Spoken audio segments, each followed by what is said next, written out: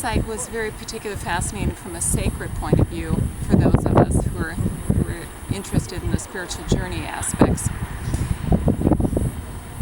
It really, I was talking to Hera as I was going through this site, and there's a temple to Hera here, and it's her the religion here centering around Hera and the cult of the fertility.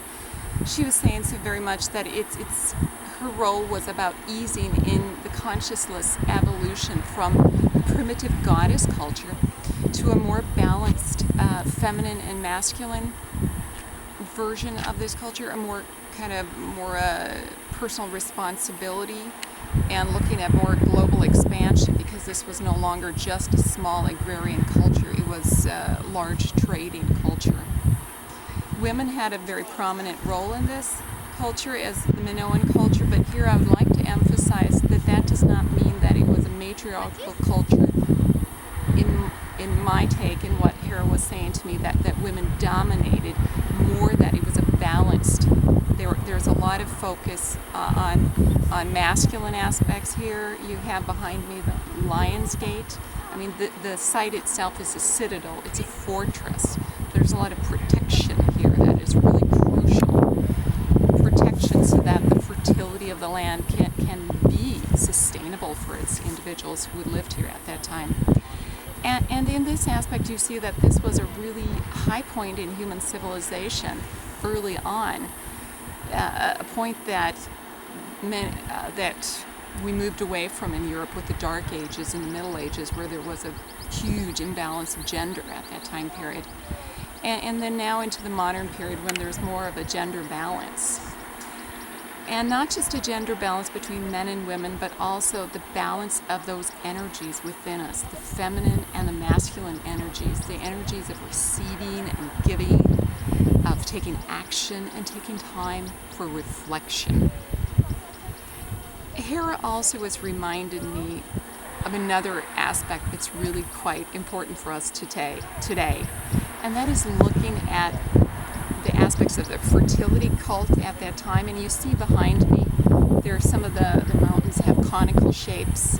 The citadel itself was more of a conical shape.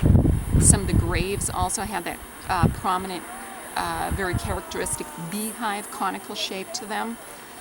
Even the water cistern had a conical shape. So it's just symbology that's going throughout the landscape, being echoed in the architecture here. And it's really kind of fun because you can see that as well as the beehive symbol of the fertility, you also have more of the image of like the breasts and the feminine on the landscape, Gaia herself in the landscape being echoed back towards us in this powerful military citadel.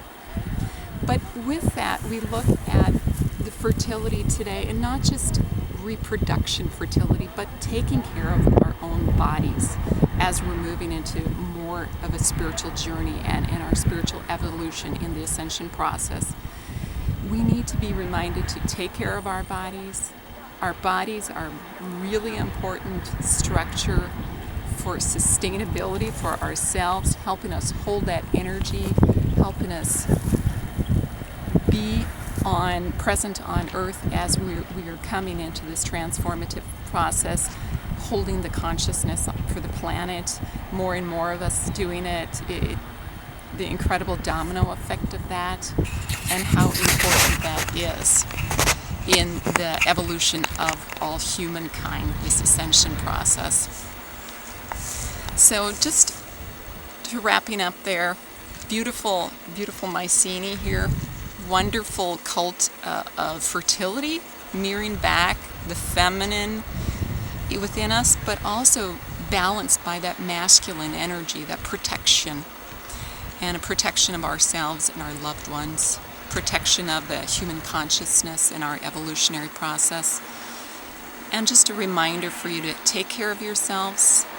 Good self-care is really important in our process as we're moving along.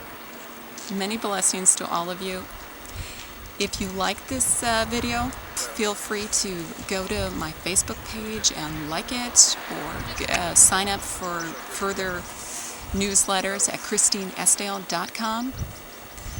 Thank you, and been a delight talking to you from beautiful Mycenae, Greece.